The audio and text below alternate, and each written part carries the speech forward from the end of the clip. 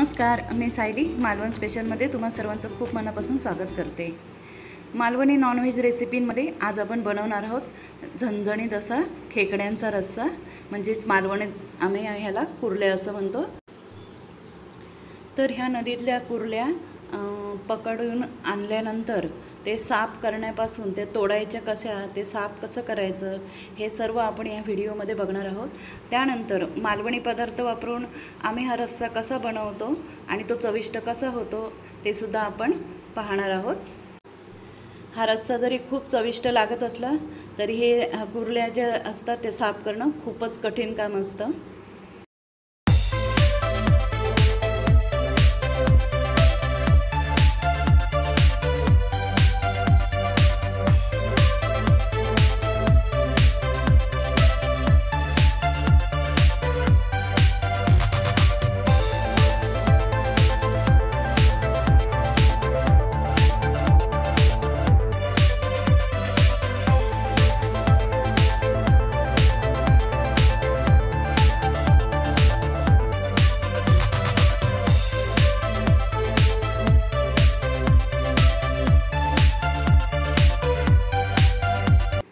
अशा प्रकारे आपले खेकडे साफ करून झालेले आहेत।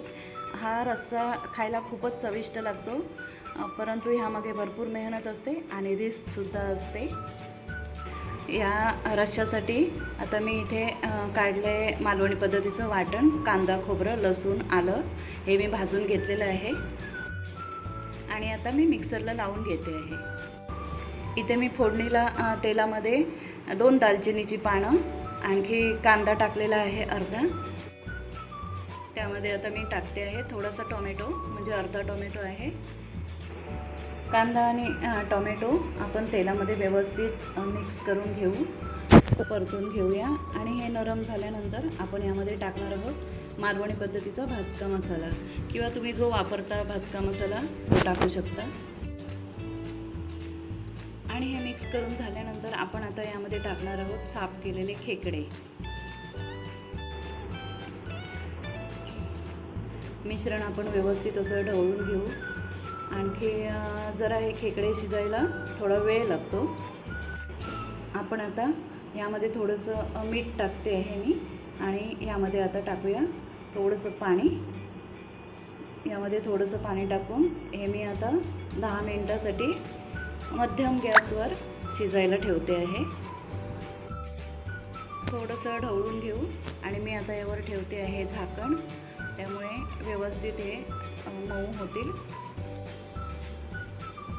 1 7-8 मिनटं झाल्यानंतर आपण आता उघडून बघितलेलं आहे, आपला रस्सा शिजलेला आहे। आता मी यामध्ये ॲड केला आहे गरम मसाला थोडासा, आणि थोडंसं ढवळून घेऊ हळूवार। मसाला व्यवस्थित शिजण्यासाठी आपण हे परत झाकून ठेवणार आहोत आणि परत 5 मिनिटानंतर आपण हे उघडून बघू।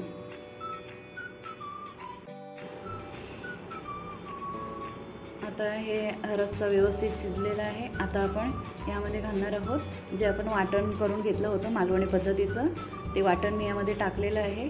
थोडंसं ढवळून घेऊ हळूवार। थोडंसं मी आता मीठ टाकले आहे यामध्ये। आता आपण यामध्ये टाकणार आहोत थोडासा कोकमाचा रस। याऐवजी तुम्ही कोकमसुद्धा अगदी 2 किंवा 3 टाकू शकता। आपला खेकड्याचा रस्सा तयार झालेला आहे। आता उघडून पाहूया।